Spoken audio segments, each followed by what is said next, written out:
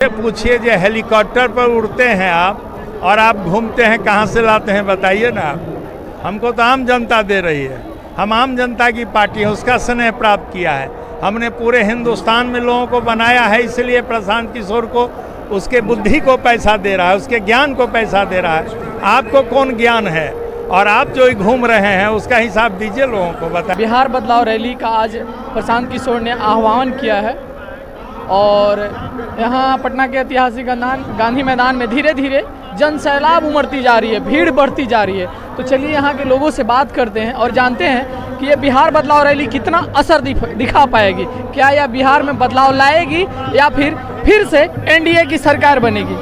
क्या लगता है, फिर से एनडीए की सरकार बनेगी या फिर प्रशांत किशोर का कहना है कि हम बिहार को बदल रहे हैं तो बिहार में कुछ बदलाव होगा? जनता का जन सैलाब बता रहा है कि बिहार बदलने के लिए तैयार है और इसको भली भांत देखा जा सकता है जनता के उमंग को, उत्साह को, संकल्प को कि बिहार में गुणवत्तापूर्ण शिक्षा चाहिए, रोजगार चाहिए, पलायन बंद चाहिए, महिलाओं को आत्मनिर्भरता चाहिए, यहाँ बूढ़ा बूढ़ी को 2000 पेंशन चाहिए, खेती को लाभकारी बनाना चाहिए। ये उत्साह बता रहा है, इसीलिए आप इसको देख सकते हैं। आप पत्रकार हैं, इसको देखिए, जनता का संकल्प देखिए, जनता का उत्साह देखिए।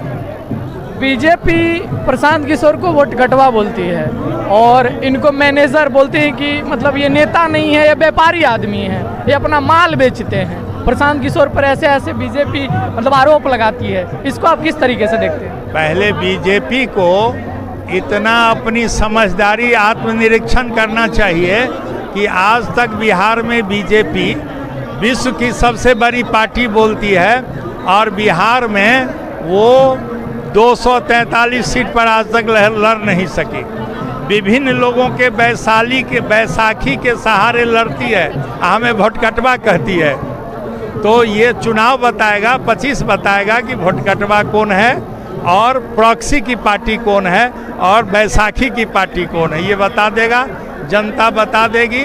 इस बार जनस्वराज आ रही है, बाकी सभी दल को इस बिहार के लोग अब इस बार पसंद नहीं कर रहे हैं। बस मतलब ऐसा माना जाए, ऐसा कहा जाए कि बिहार विधानसभा 2025 का जो चुनाव है एक तरफा होगा? आएगा तो जनस्वराज ही आएगा। आएगा तो जनस्वराज ही आएगा।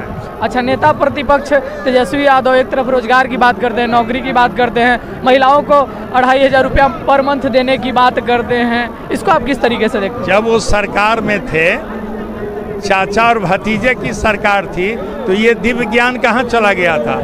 उन्हें कौन रोक रहा था? ये सब दे देते।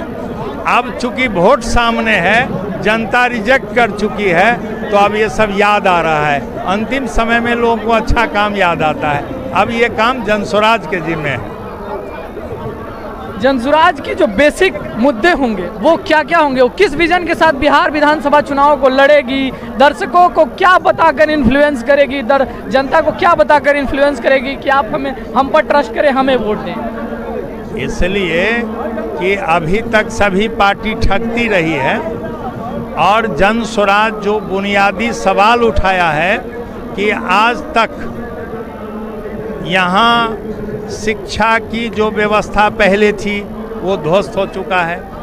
लोग, पूरे बिहार के लोग दूसरे राज्य में जाकर काम करते हैं और गाली सुनते हैं। सिर्फ सूरत में बिहार के लोग 5 लाख लोग सूरत में रहते हैं, तो हमें पलायन का फैक्ट्री बना दिया है।